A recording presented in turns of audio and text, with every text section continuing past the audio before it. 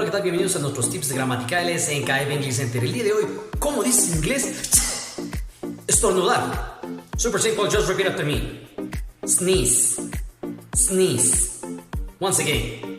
Sneeze. No te olvides, si te gusta el contenido, compártelo, suscríbete. No te olvides, somos KF English Center, tu mejor opción en inglés.